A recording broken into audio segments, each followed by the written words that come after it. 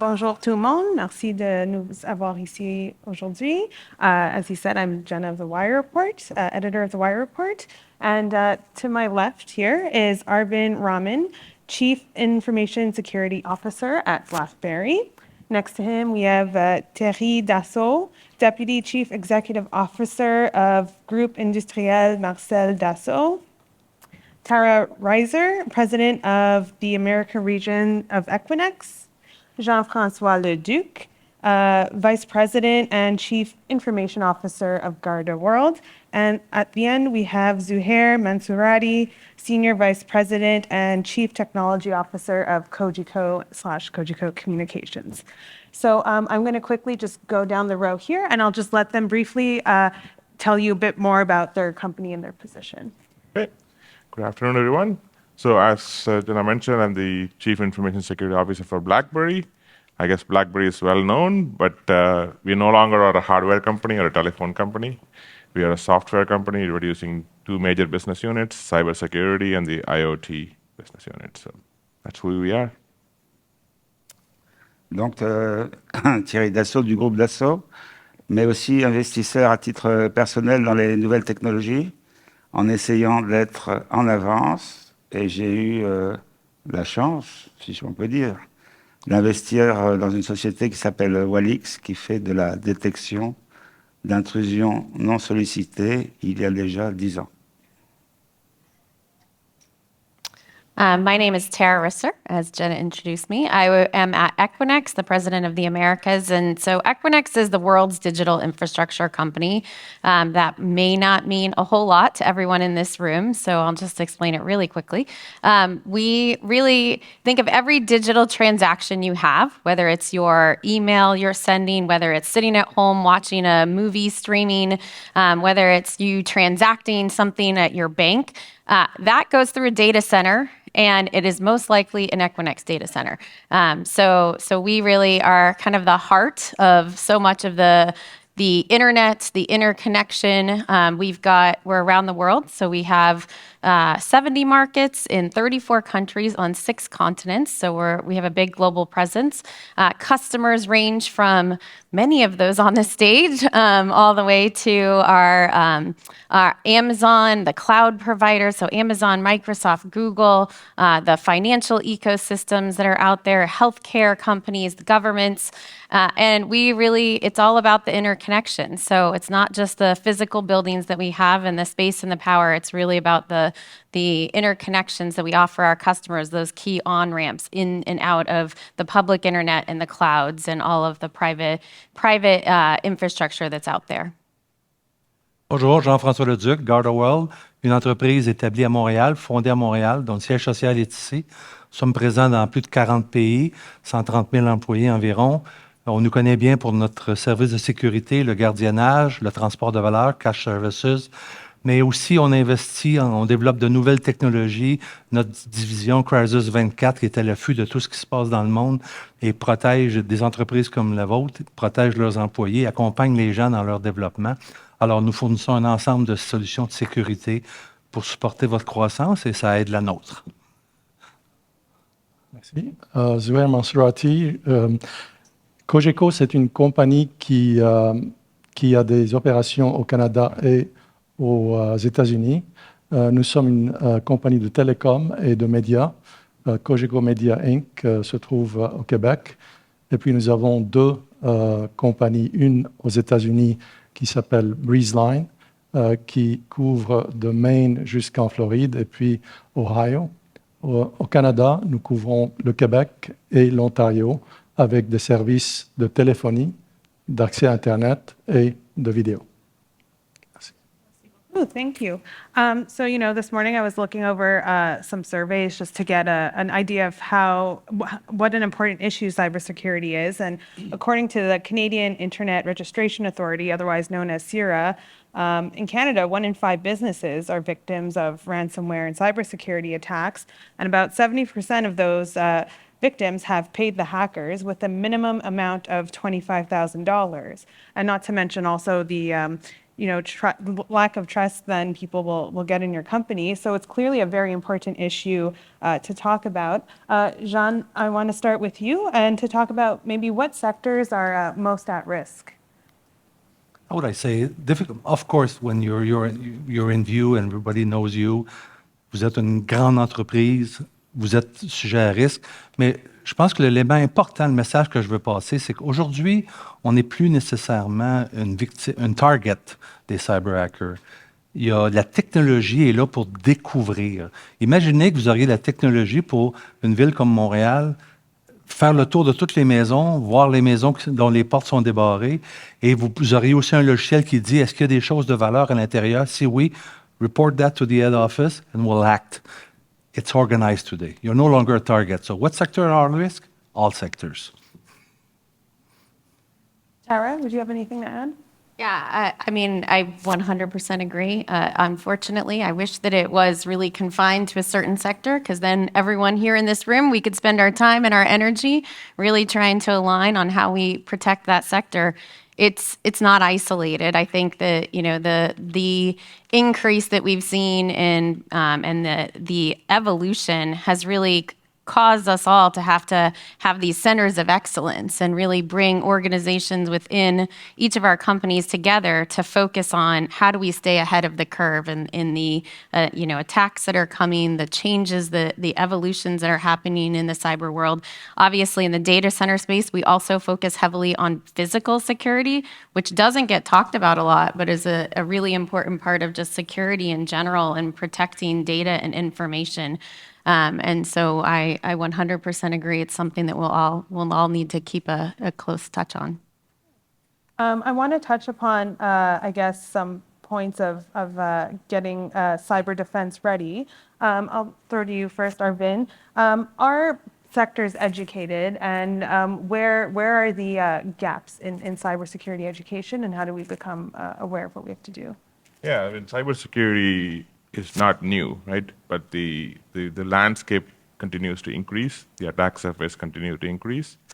And when you have that, the awareness and education across the board is important. And most companies, do their best in terms of preparing for cybersecurity defenses. But what we can do better, I guess, from each sector perspective, is identify the most important threats for that sector and plan for how to mitigate them. In the digital world, I always say that the risk can never be eliminated, but can only be managed.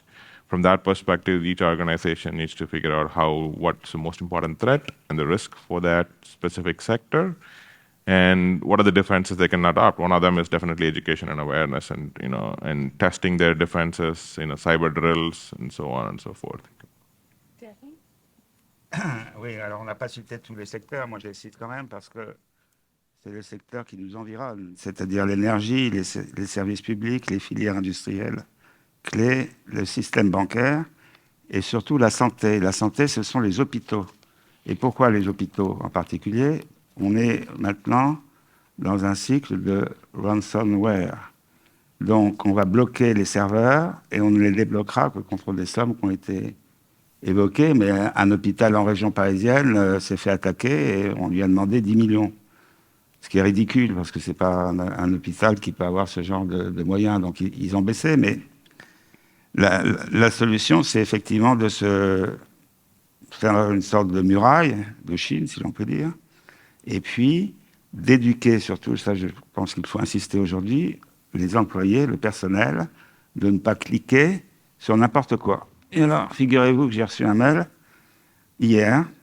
C'était pas cher Thierry, mais c'était quand même Thierry. Bon. Et mon mail, c'était Dassault, donc c'est déjà assez sophistiqué, si je puis dire. Et qu'est-ce qu'on me dit? Qu'on n'a pas de mes nouvelles. Et ils ne peuvent pas en avoir parce que je ne les ai jamais connus. Et ça, c'est assez incroyable. Donc à chaque fois, on a vraiment des pièges. Un vieux piège, il y a quelque temps, c'était mon ami Stéphane qui m'écrit et qui me dit « Thierry, regarde mes photos de vacances ». Mais ce n'est pas Stéphane qui a envoyé le mail. Donc je crois qu'il faut être très prudent, que les attaques sont de plus en plus sophistiquées et peuvent coûter très cher. Je connais des compagnies qui ont été attaquées Ils ont tout débranché et ils ont viré le matériel. Ils l'ont remplacé. Bon. Pourquoi pas? Alors, on va dire que la rançon était de 8 millions, ça leur a coûté 5 millions. Bon. Mais c'est un peu le mal du siècle. Et toutes les opérations où on vous dit on est en panne, maintenant, depuis quelque temps aussi, on ne dit pas pourquoi on a été en panne. Mais a priori, ils ont été là aussi attaqués.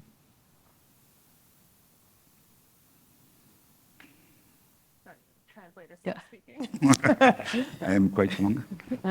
I actually, can I just put Yes, something that yes. he said in perspective? I think that I was reading some stats the other day, and by 2025, the industry, so all of the attacks are expected to generate $10.5 trillion a year from all of these phishing attacks, and just exactly what was just being described, which if you think about is an astronomical number. So just 10 years ago, or it will have been a decade, so in 2015 that number was 3 trillion.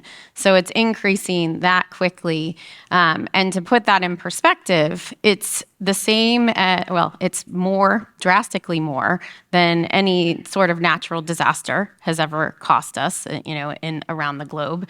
It is also going to be more than the global illegal drug trade, which is mind-blowing if you think about it, for how long the illegal drug trade's been going on, and you think about how long cybersecurity has, and these attacks have been happening.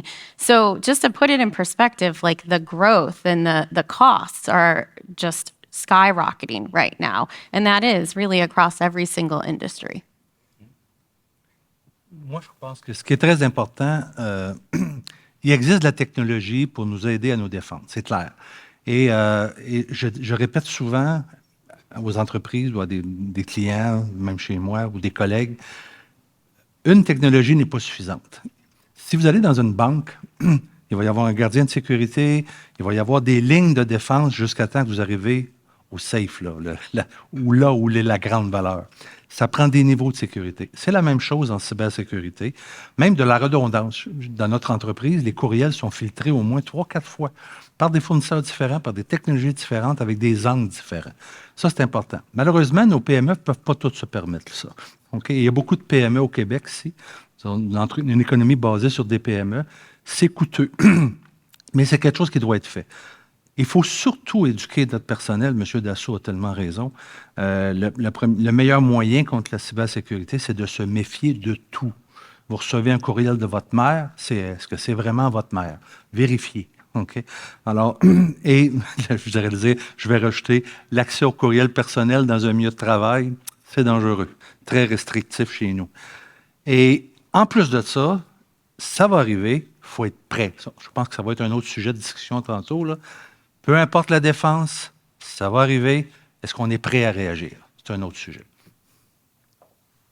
Yeah, I think also, we learn to protect ourselves, like don't answer emails, have a safe password, but then we don't realize sometimes that hackers are getting smarter and smarter, but then we fail to also keep up to what they're doing. So you've been kind of quiet on the end. How do, once we put some cyber defense in place, ensure that we're constantly staying up to date and making sure we're being resilient?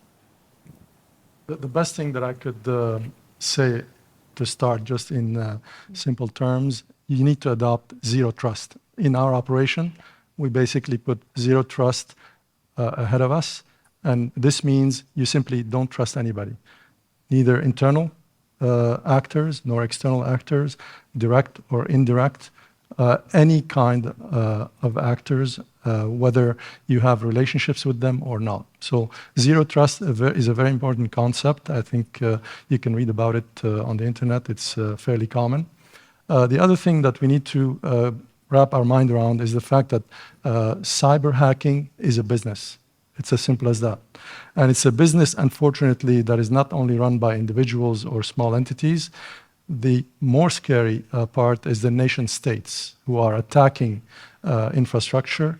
And some of these hackers are looking for money. Some are looking simply to destroy and to hurt economies or to hurt countries altogether. So the best way to protect yourself is to make sure that you are staying aware. Aware implies starting with some very basic things, because there are statistics that say that 80% of incidents are a simple result of somebody clicking on the wrong link and not paying attention to what they are doing. It could be in a text, it could be in an email, it could be answering a phone and inadvertently giving a piece of information that helps the hacker build up a story, allowing them to penetrate a system or a physical infrastructure. We're no longer dealing with kids, with kids in their basement. We're dealing with organized crime and organized state crime. Yeah, absolutely. There's a kind of concept that we came up with called TEACH, which is just an acronym for a number of different things. So technology, you've got to have the right technology. So do you have, the right systems capabilities in place? Do you make sure you're putting the right investment towards your systems? Are you connecting via private interconnection, not just opening everything up to the public internet? So how are you controlling all of your distributed infrastructure? You've got to have the second one is ecosystems. So ecosystems, you've got to have the right partners. I mean, you can't do this alone. You've got to have the right partners that you're bringing to the table. On the A, well, let me pull up my handy dandy thing here. So you've got to have awareness. This is one where you really have to be, again, looking out into the future. I think this is the important piece is that you're not just looking at the here and now, because as we've just heard, this is evolving and changing, and it is an organized crime. Like this is a business now. You can't think of it as an individual person sitting in their basement. Like this truly is a business, and so you need to make sure you've got the right awareness of what's out there. Collaboration. You've got to have organizations that you're partnering with, both inside and outside of your own company. We've had a lot of success partnering with both our customers, with government entities, and really making sure that we're sharing information, right? That's what's happening beyond us on the bad side of things. So we've got to come together on the good side, and we really have to be sharing information so that we can ensure that we're staying ahead of things, or at least as real time as possible, sharing information so others can be ahead if we've seen some, concerning activities. And the last one is really around just hygiene. Like you have to make sure that every single person, that every single device that is connecting to your network has all of the right updates on it, that the people know. It has to be part of your culture. I think that was touched on, right? It's the phishing attacks that really are driving the bulk of the problem right now.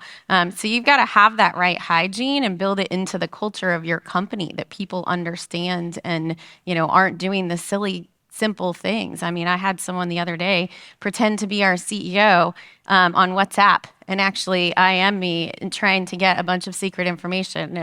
And, it looked, they had his picture, and of course I had to look at it, and I'm like, wait a second, that would be really strange for him to be asking me this on WhatsApp. But, you could see how people easily fall into that trap. For sure. If I can maybe build into that, right? So definitely the cybersecurity, both on the vendor space and then our CISO side, we fall victim of the new shiny objects, right? But zero trust, absolutely. But many organizations cannot implement zero trust or not ready for zero trust. I'll touch upon the H part, hygiene, right? If you look at around the world cyber breaches, vast majority happen due to the lack of basic hygiene, right, or the basic patching, right? And patching is difficult. I get it, right? When you have legacy organizations, that are 40 plus years old, have Windows XP around, or even worse, right? So we have challenges around patching, and not having the ability to have the basic hygiene done well contributes big time. So the first question was, what sectors are at risk? I say, whatever has the most open doors, right? Whichever has the most open doors. The bad guys, like I said, is business. So they're going to go knock around and see which one is open, right? And whichever is the easiest path entry, they're going to enter through that and try to get the stuff out. So that's going to be the key in terms of make it harder so that they don't look in your way, right? So do enough. Je crois aussi que les fournisseurs sont là pour nous aider.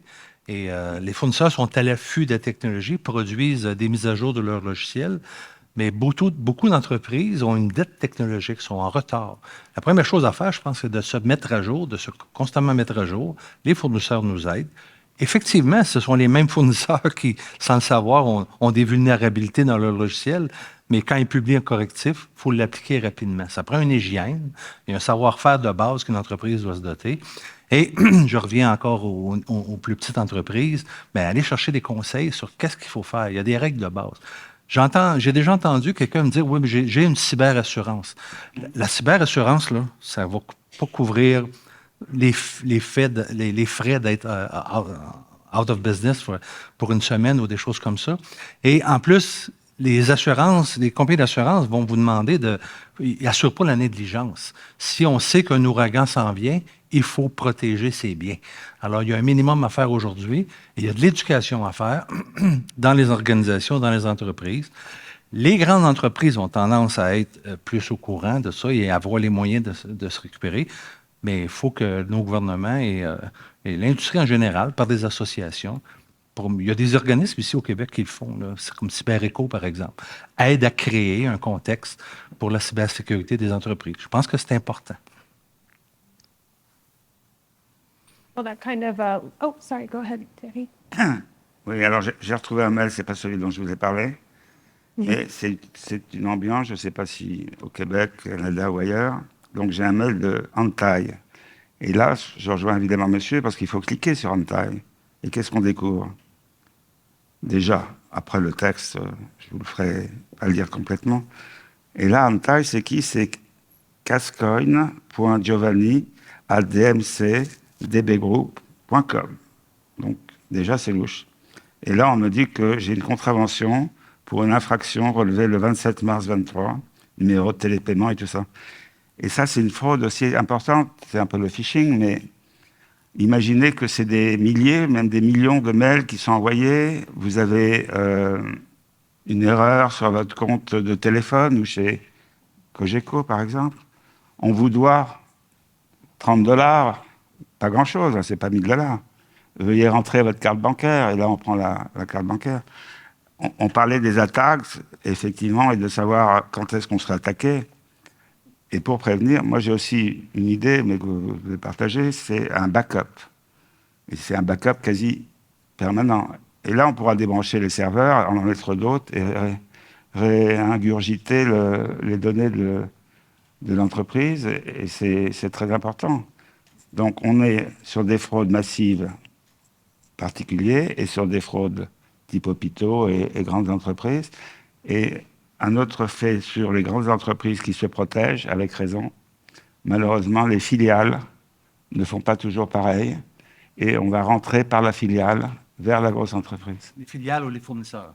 Oui. Les plus petits fournisseurs avec Fournisseurs aussi, oui, bien sûr. Important d'avoir un programme de vérification des fournisseurs pour s'assurer qu'ils sont au même niveau que nous. C'est important.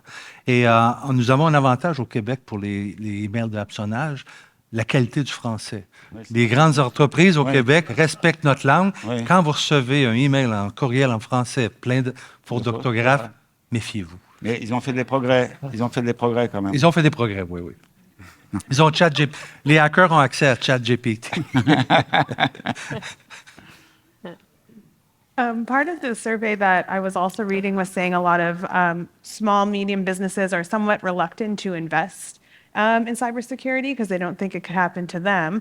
But, you know, cost of investing versus cost of getting hacked. I'll start with you, Jean, since you're such an advocate for small, medium businesses getting some cyber defense. What are some of the horror stories you've heard, and how long does it take to recover from a cyber attack?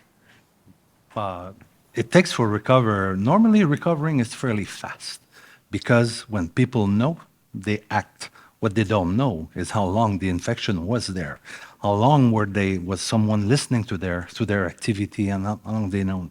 So, fortunately, we need a sad event for people to react. I know a lot of companies here in Quebec, particularly who was smaller, who decided to invest in cybersecurity after an incident. It's sad, okay?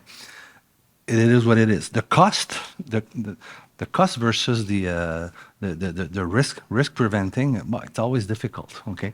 But I think it starts with a fairly good analysis of the risk. As an example, here in Montreal, my house, fire, I think it's a risk that can happen. A couple of risks, destruction, vandalism, stuff like that. Earthquake, last time I checked, no. I'm not going to pay a premium for earthquake in Montreal. I've decided that I'm assuming that risk. And if something happens, I think the government will be there to help. I made the decision. Would I make the same decision in Dallas? Yes, there's no earthquake in Dallas. Would I make the same decision in Los Angeles? No. Is there a market to insure me in Los Angeles? That's another thing. So it's getting more and more difficult for companies. So of course, it is very expensive to be interrupted in its operation. But there's a limit also to the amount of investment you have to make, okay? So at one point, it's a risk analysis. The probability of it happening, the impact of it. So example, if I have pain in my left arm, the probability of it being a heart attack is low, but the consequences of it being a heart attack means the loss of my life. I should visit a doctor. You know, it's always, what is it? Is the risk really, really bad? Then protect against it. If I could add to that, we need to distinguish in our language between vulnerability and risk. And I'm not trying to be very meticulous or pedantic about it. It is important because then you could decide what you want to invest in and not.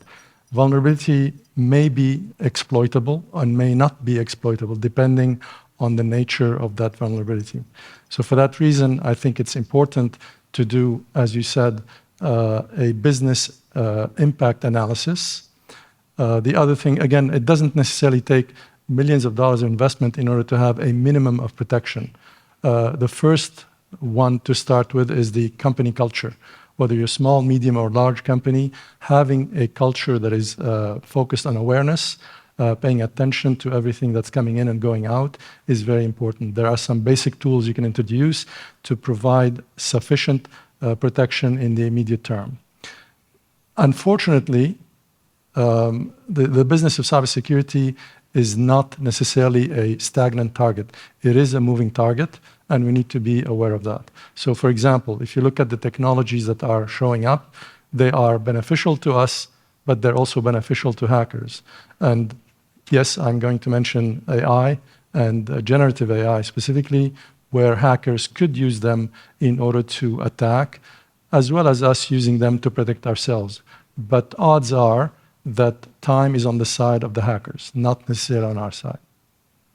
I can maybe add a different perspective to this, right? You know, I agree with what my colleagues here said, but one of the challenges historically has been the security is seen as a cost, right? You know, it's always a cost center. It needs to change from cost to revenue protection, revenue generation, right? And that's can happen with discussions at the executive level. And one of the reasons I took the BlackBerry job was primarily that I have a seat at the table. I report directly to the CEO. So CFO is my peer. And the first thing I did is talk to the CFO to kind of explain, you know, why security is important. Because the moment they start seeing security as a cost, it's like, how do I lower the cost? If they start seeing security as a revenue generator or a revenue protection, like if one ransomware incident were to happen, it hits you in the, you know, the bottom line, right? So it helps to have those business level conversations to say how cybersecurity can be a revenue protection, even if it's not revenue generation for you. Yeah. Okay. I'm going to start with you, Zouheir. I want to talk about what the role of government could be in all of this, and I'll just go down the line because I'm sure you all have different thoughts. So is the government kind of dragging their feet on cybersecurity? I know we introduced Bill C-26. You could maybe give everyone the spark notes of what it does and where you think the strengths or the weaknesses of that bill are. Sure. I'll just say right off the bat that our relationship with government agencies and entities is extremely positive. We have been working with a number of them. I won't list them. But Bill C-26 is definitely an important evolution that has a couple of objectives from the government. First of all, it has passed first reading by the committee, so it is on its way to become law. The two objectives are, one, to introduce new powers or new prerogatives that the Minister of Industry, for example, could have in order to impose or require certain things be done. The second one is to enact what is called the Critical Cyber Systems Protection Act. So these two changes will be applied to the Act of 1996. It is generating quite a bit of controversy because it is bringing further requirements and further impositions on telecom service providers in particular. So you should expect a lot of ink to be spilled on this one. And I don't think it will be closed in the near term. I think it will take quite a while, simply because of the responsibilities and the acts that will be on the telecom service provider side. As far as government in general, there are different groups that any company, small, medium, or large, can interact with. And we found that they are a big source of intelligence, forewarning us about threats that may have been happening in other countries, and they may be soon going to hit Canada. So on that front, we're definitely happy with that relationship. Bon, le rôle des gouvernements, la première chose à faire, c'est de reconnaître qu'il y a eu des abus dans le passé. Les gouvernements ont voté des lois. La communauté européenne, avec UK dans le temps, se sont donné GDPR, qui est un exemple dans le monde. Il y avait des abus au niveau de la protection des renseignements personnels. GDPR est un plus. Je pense que c'est important. Ici, au Québec, on a une nouvelle loi 25 qui est rentrée en vigueur l'an passé, qui sera fermée cette année. Ce que je trouve difficile, étant une compagnie comme nous dans plusieurs pays, beaucoup de gouvernements se dotent de lois et ce n'est pas 100% harmonisé. Ça devient difficile pour nous d'avoir des restrictions bien spécifiques à la Californie ou d'autres États américains qui se votent des lois là, par État. Il n'y a pas de loi fédérale sur la protection des renseignements personnels. Ça c'est quelque chose que j'aimerais voir harmoniser un peu plus. Alors, mais je pense que les gouvernements font un bon travail d'encadrer, de protéger, de donner des droits aux individus et de restreindre certaines activités. En ce qui a trait à l'aide aux organismes, bon, mais les grands organismes ont tendance, bon, certains vont dire les grandes compagnies sont les plus grands demandeurs de subventions. C'est peut-être vrai, mais aussi, les grandes compagnies ont réussi à s'organiser assez bien au niveau cybersécurité. Est-ce qu'il y aurait besoin? Il y a besoin de plus d'aide, de sensibilisation et de programmes qui vont rendre accessibles les outils que les grandes entreprises peuvent se payer. Et pas juste peuvent, qui sont nécessaires, et même pour une petite entreprise. Les gens pensent qu'il faut être une grande compagnie en vue pour être une victime. Dès que vous avez 300, 400, 500 ordinateurs dans une entreprise, vous pouvez être pris à partie, on va hacker vos machines et on va s'en servir dans un réseau international pour faire une attaque de service contre CNN, par exemple. Alors, arrêtez de penser que, bon, je ne suis pas important, je ne suis pas une target. Les gouvernements doivent reconnaître ça et aider ces entreprises-là à mieux se défendre. Je vois des progrès, nous en voyons des progrès, mais il y a encore de la place à l'amélioration. Je pense que le ministre Fitzgibbon était bien sensibilisé à ça, puis le gouvernement du Québec travaille là-dessus. Et le Canada aussi. Yeah, I mean, I would say that, obviously as Equinix is a global company, we are dealing with governments around the world on this very topic. And many other kind of policy decisions. In general, we support the idea of policies, appropriate policies being made. And I think from an Equinix point of view, what we really have seen that has worked is when there's collaboration, right? Collaboration between the government, between public and private companies coming together to really understand what the risks are. And honestly, it's something that's constantly changing as well. And I think that's probably the hardest thing about regulating something in this area is you can regulate it and then there's going to be another creative idea that these organizations will come up with. And so that's the importance of the collaborations is really making sure that it's an ongoing dialogue. It's not just an event and you get kind of one bill through, but how do we keep up the dialogue and share and learn from each other so we can continue to adapt together? Oui, j'aimerais revenir sur l'exemple de l'hôpital tout à l'heure. Parce qu'en fait, il y avait deux bâtiments avec deux services informatiques différents. Et il y en a un qui s'est équipé et protégé.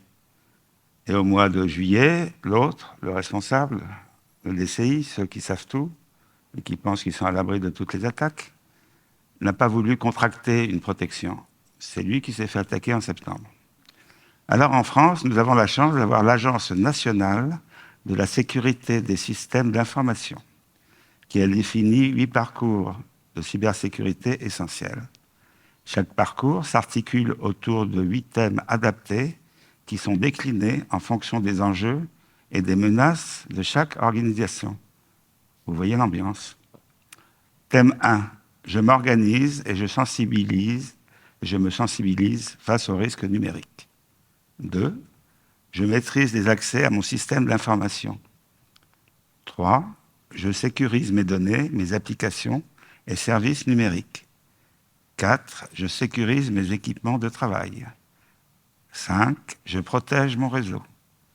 6. J'intègre les enjeux de la sécurité numérique à ma politique d'administration.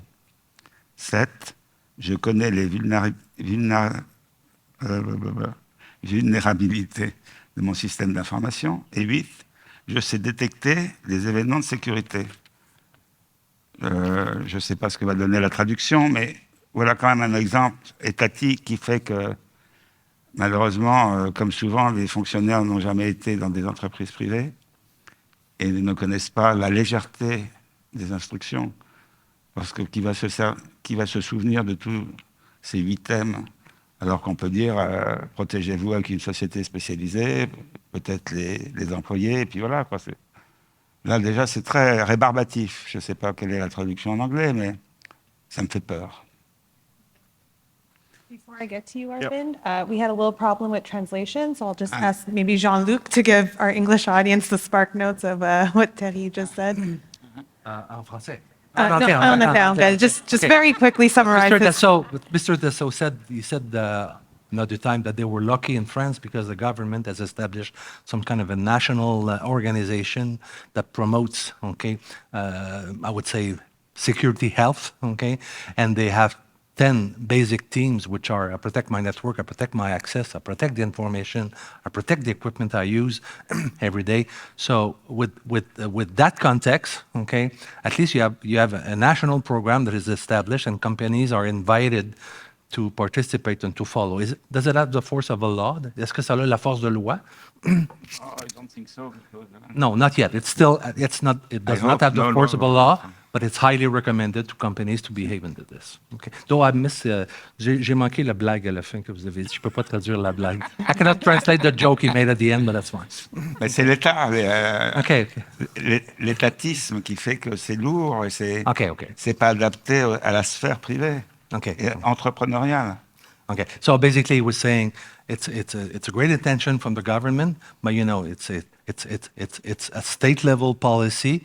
How does it get translated? How does it get applicable in the world of a small entrepreneur in France? And he still sees there a big gap between what the large enterprise can do and the smaller enterprises. Thank you.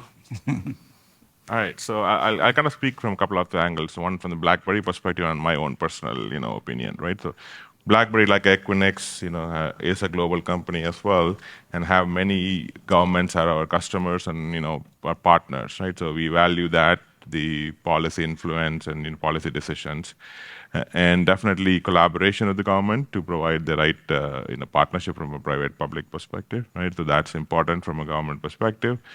And I think we always encourage the government to produce the right kind of guidelines and governance, right?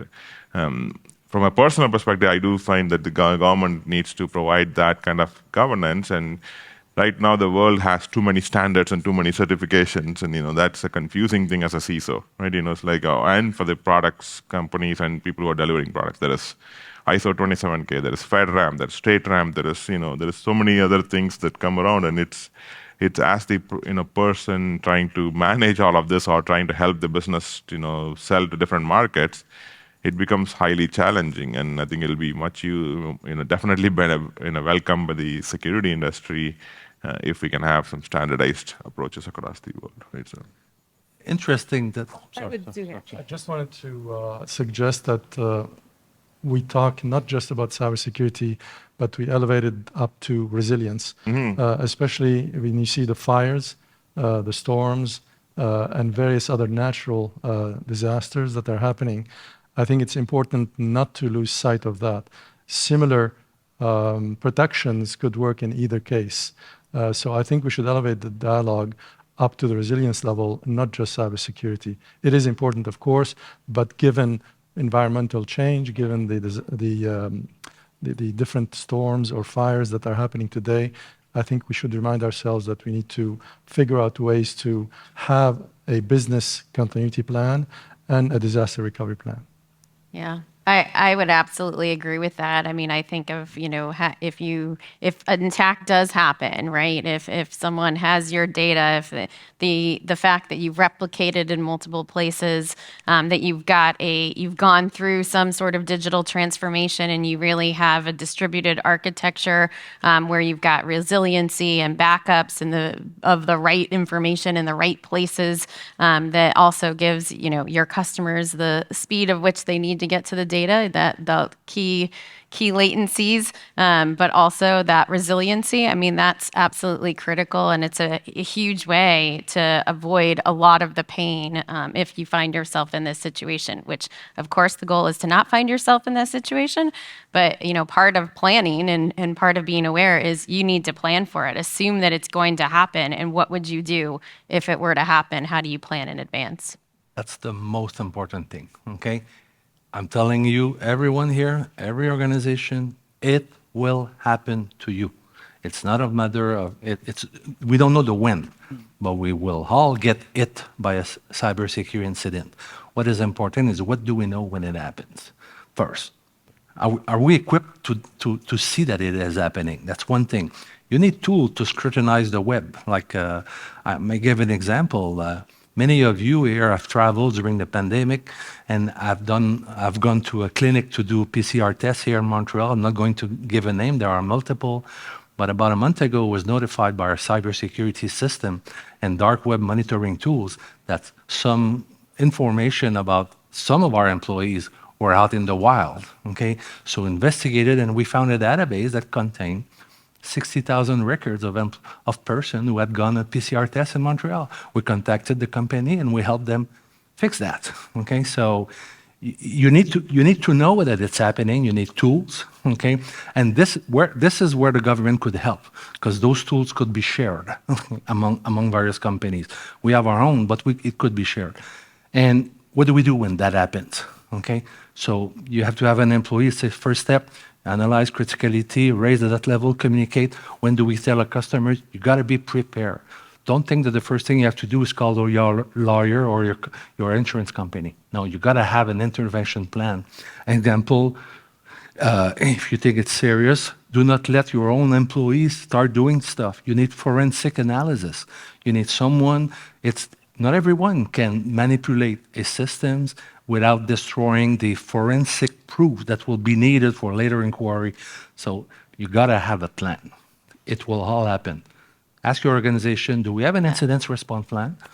Yeah, well, and I think one best practice, I know we follow at Equinix, and I'm sure many up here follow, is like crisis simulations, where you're actually taking your company through what would happen. Like, don't wait for it to happen. Assume it's going to happen and pull together the team, the playbook. I think that is a crucial thing to happen, because when you're in the moment, if that comes to fruition and you experience it, it's not going to be easy to navigate through that in that moment in time. So getting ahead of it and having a plan in advance is absolutely critical. And how often, sorry, I'll get to you in just 1 second. How often should companies be kind of doing these crisis simulations, or just checking that they're having a healthy ecosystem and Annually, at least annually. Yeah. So you could run a variety of activities. One is you can run your own phishing, internal ethical phishing, basically. Ethical hacking, in the sense that you get somebody from the outside to hack your systems and stop once you've got in and report what you were able to do.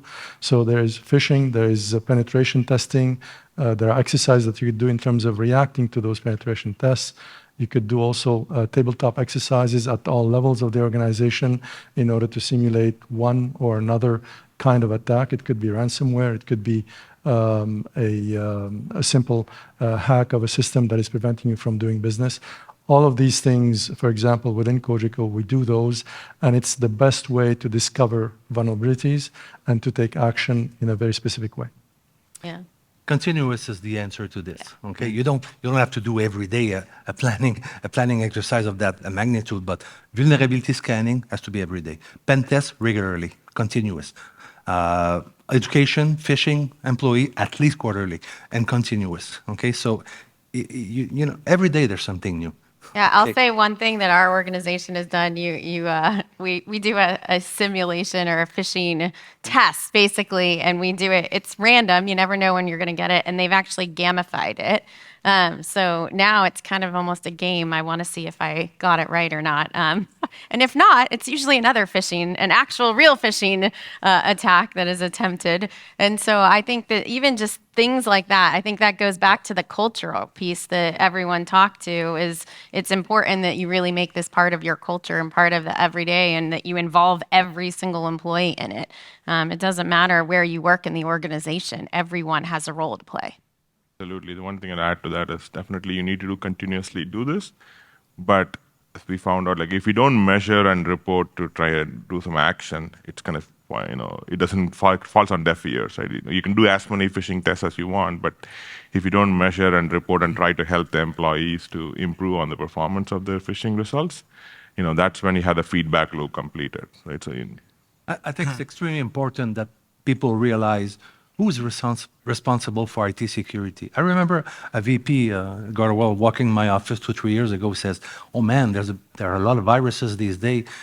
You would be very nervous and busy if we were to lose 2,000-3,000 computers." And my answer to him was, "No, I would be very busy. I have to fix that. But you will be in deep trouble because there will be tons of customers calling you and asking, what's happening with the service I paid for?